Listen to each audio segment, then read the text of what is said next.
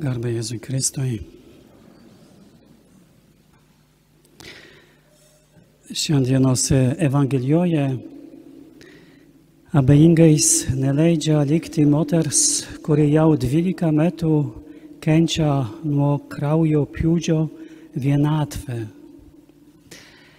Mes nežinome, kokią tiksliai ligą jis serga, tačiau svarbu pažymėti, kad jei tikinčiai žydai lyga tapo absoliučiai išskirtiniu gyvenimą keičiančių veiksnių.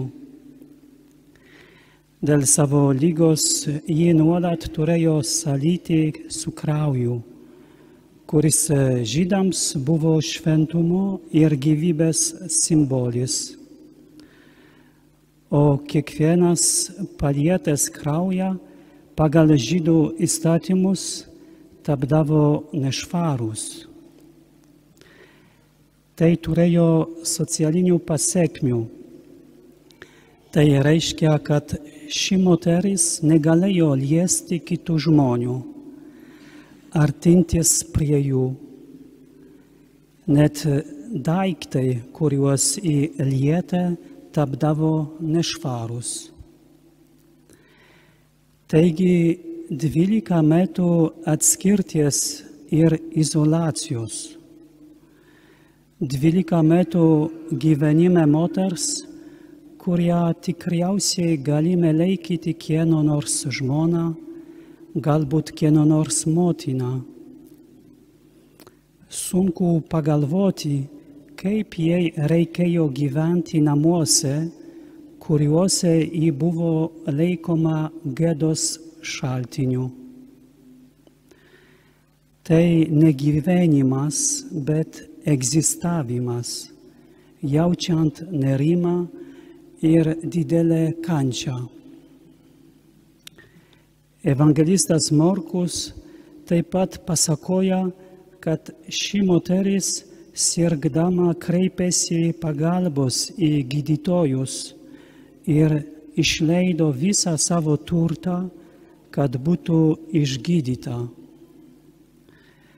Būtent šis kontekstas leidžia mums suprasti, kokia beviltiška yra šios moters širdis. Ji rizikuoja, prieidama prie Jėzaus minioje ir paliesdama jo apsiaustą. Juk jai nevalia nieko liesti, o juo labiau ji neturėtų liesti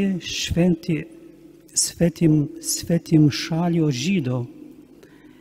Ir vis dėlto ji prieina ir paliečia jį.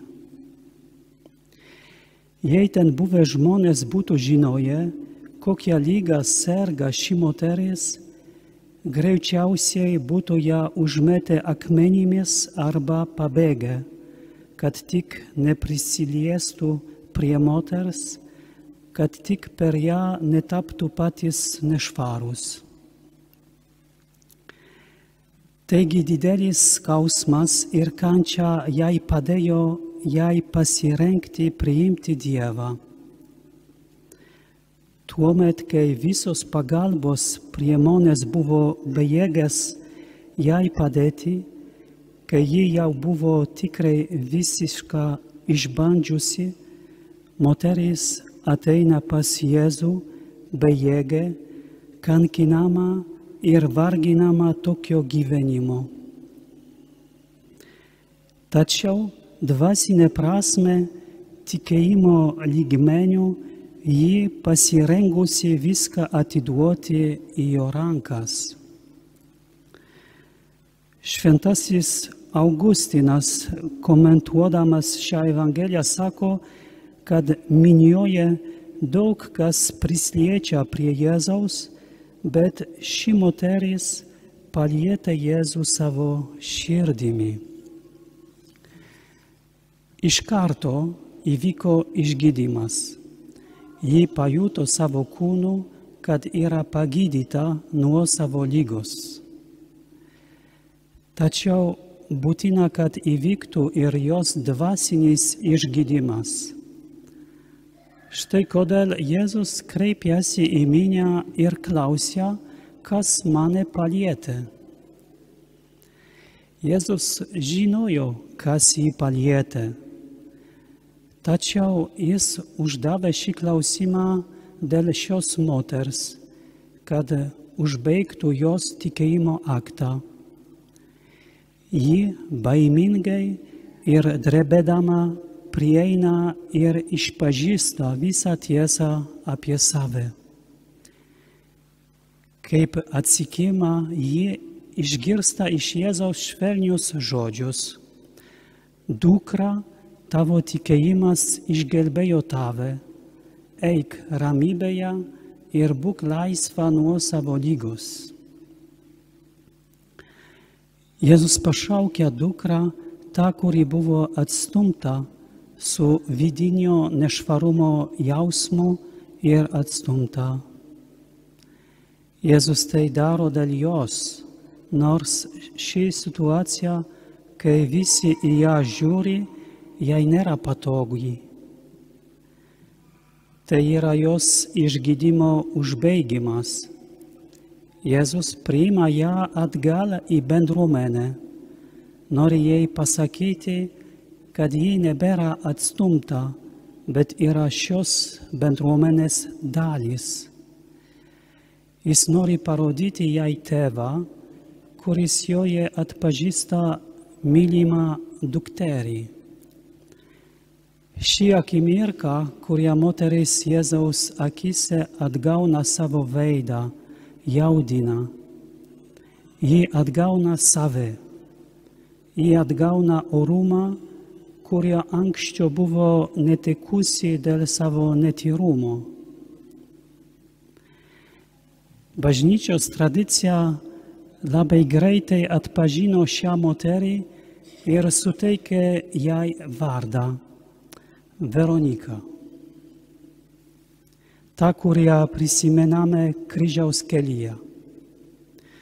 Po kelių mėnesių kryžiaus kelyje būtent Jėzus kentęs netekęs kraujo, o Veronika, kuriai viešpats atėmė ligą, silpnumą, netyrumą, ateis nušluostyti tą kraują nuo veido ir pagarbinti.